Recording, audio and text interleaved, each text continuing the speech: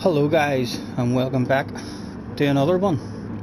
I think this was our third try at this FI race. We had a bit of a poor qualifying our first try, a good qualifying our second try, but absolutely got mauled with crazy lunges. And this is our third try. We've stuck it on pole this time with a decent lap, and all as we can think on the way into the first corner is have a good first corner. People in the chat were saying make sure you get a good first corner, and look at this shit. Look what we did. I braked as if I was coming out of the pit lane in that kind of braking area. Very lucky not to throw myself right off the track straight away. We've got the soft tires were available in this one, but with the longer pit stops now, it ended up being a one-stopper on the mediums. The soft tires were of no use in the end of the day, well, for me anyway. We've got this guy in the Sirocco all over us straight away. He was all over us that much, I almost immediately wanted to give him a wee land of it. And we're half open. We're looking behind him at this stage, and we can see that wee McGann, and we're like, oh, that wee McGann is going to create a bit of a gap. So we'll hand it over to him without a fight and just hope that we can hang on to his slipstream. We knew that Sirocco was going to be very fast at the start of the race on the fresh rubber. We did hope that at some point of the race he was going to start coming back to us. I guess you'll find out at a later stage if he does or not. We've also got Mr. Tilsley in third, Camacho is in fourth, and PG Motorsport is in fifth place. You may have seen our last time we had a video with Mr. PG Motorsport in it. It was many months ago now, but we know that we can't trust Mr. Motorsport in any situation, as he's just way too unpredictable. We have had an incident with him before where he completely forgot about his own race and just spent the whole race crashing into us and taking us out. So he blamed us for a crash that wasn't our fault. I'm not sure if he looked back in the replay and figured out that it was nothing to do with us, but yeah, he showed himself to be a disgraceful driver that day, and you shall let you make up your own minds on this one what you think of him. And even after this one, I've just finished an FI race there at Bathurst where he was in it, and I didn't see him the whole race. I got a fourth place, I think I qualified in third, finished fourth. A pretty lonely race for myself, but we happened to check out what went wrong for Mr. PG in that race, and again, absolutely disgraceful driver. No sportsmanship whatsoever. The guy is for sure extremely fast, very fast, but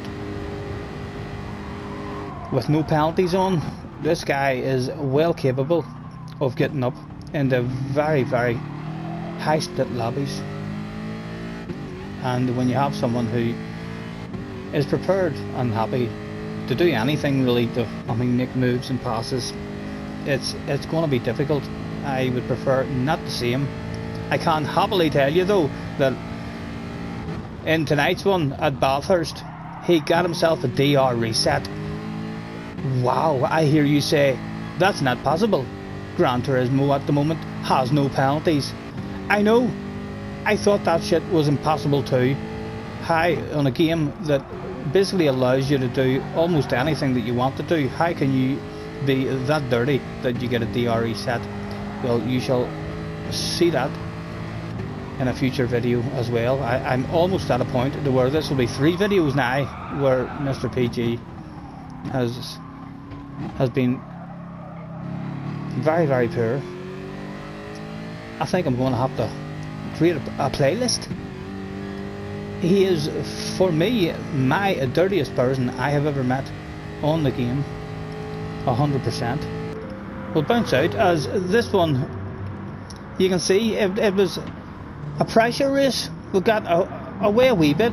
We kept on looking at the gap to the leader, and we were like, when are those tyres going to start dropping off and losing their pace? But they didn't seem to. He kept stretching it and kept on stretching it on us. You can see we've got ourselves a bit of a gap at the moment. We'll skip on rather than have you just. There is a bit of excitement later on in the race. I'll also make sure you a move that I did, and I think it was very aggressive and fair. Although I do get anyone who thinks that was a bit cheeky. I understand that. I think all side by side action and hard close racing, I think that's all kind of very debatable in terms of driving dirty or driving too aggressive and this and that. I really don't mind if guys want to drive aggressive with me. I really enjoy. And there we drove right off the track there. That's right, I was babysitting this day as well. I forgot all about that. I was having all sorts of conversations about Spider-Man and dinosaurs and stuff during this race. Very, very hard to focus. It was a totally new challenge for me in the brain. And slowly but surely, the man did indeed edge his way up, and you can see what has happened. The leader was in soft tyres, and that's why he kept on pulling away, and he's not had himself a practice or something, because that pit stop is going to absolutely destroy his race. It's going to drop him almost right down into last place. So even if he does have some sort of comeback, it's still going to be pretty poor. So we find ourselves in first position with PG Motorsport hunting us down. And it was a really nice race. I really enjoyed it. There was pressure on me. I was holding him at 3.3 seconds until we drove off the track and made that mistake. Trying to listen to the kids. Can't even remember what they were talking about, but yeah. Very distracting. And then once we made that mistake, we had the volume up in the ear so we couldn't hear anything that was going on in the room. And we've held the gap for most of the race here.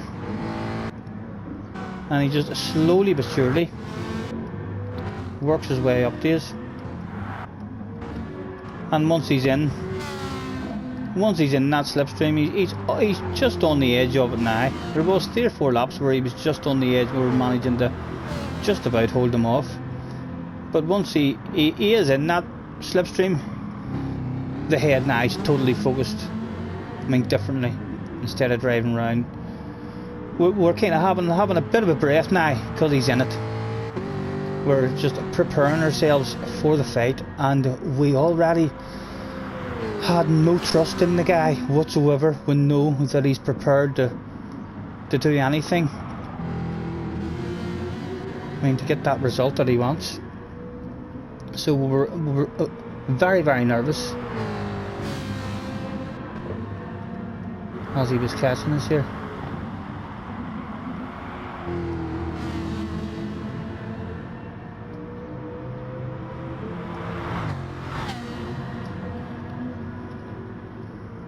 Onwards with another wee skip or two. Where does he decide to make that move? We'll go back on board with ourselves. Getting very close. We were very, very nervous with him on our ass here. I thought he was just going to punt me. So I stay well to the right hand side and leave him a load of space to go back there. Now it's lap 22 at 25. We need to immediately let the guy know that he's in a race. We're not just handing it over. There, I was a wee bit frustrated there. I felt like that was clever blocking. I felt like he's moving as soon as he sees me moving in the radar. I was a wee bit frustrated there, and I'm wanting to get a nose on him as soon as we can, to let the man know that we're going to fight for it. We didn't turn up for second, and you'll see in this corner we do an aggressive. We had actually tested before the race started how much of a chunk of that corner we were allowed to take, just in case that opportunity came up of throwing an aggressive one. And I think, yeah, I totally understand if people think that that's a bit too aggressive and stuff. I am not even 100% sure if there was any contact at all. Very, very close. I mean, so it was, but certainly no big major hits or anything. It was very, very close. I mean, so it was. But yes, certainly that could be classed as aggressive. A bit too aggressive, some people may say. However, it's a debatable. It's one where I don't mind aggressive racing like that. You know, it goes back and forth. I think when you see what Mr. PG decides to do, I think it goes to a whole new level. There's no longer a debate where you could even say, no, well, I think that might be fair, or that was just aggressive racing back and forth. And as I say, I understand a lot of people may think that that sneaky sexy nose I got on the inside of him might have been over the top. I don't feel like that myself. I felt like we had to make him move straight away. I felt like we handed a spot over to him because we were scared of being punted off in that corner. But immediately my brain was telling me, you have to pass him again. You have to let him know, like right now, that he's not just going to drive away and get first place. We had to stay in that battle with him. We shall jump on board whoever's behind, and we'll stay on the car who's behind to watch what goes down. Again, I was expecting to be punted off on that lap, and coming up to start the last lap, full defensive mode on.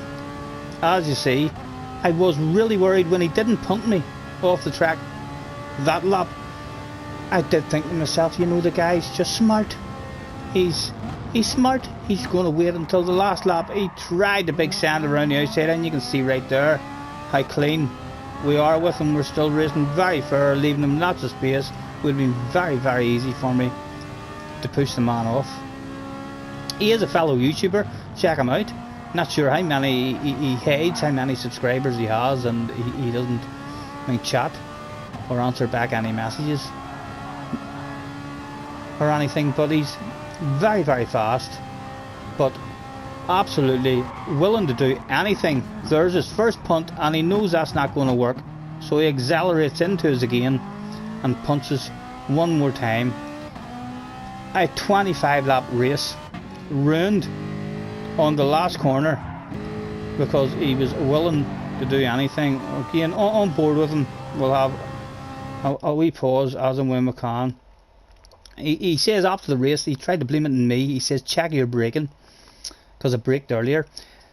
I even took a different line. I'm letting the man see immediately I'm doing my job correctly as a driver.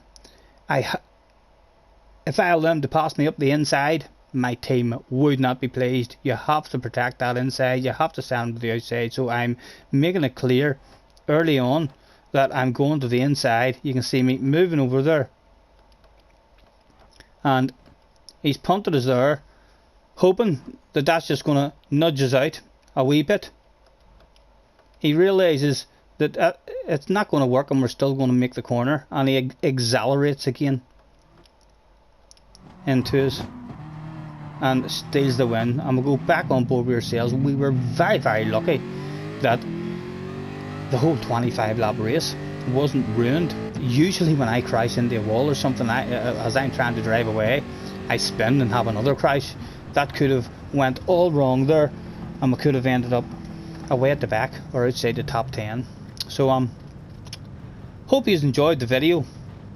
As I say, it was a shame, absolutely robbed of the win in that one, but half decent points and a real fun race apart from the last corner. Catch you next time, guys.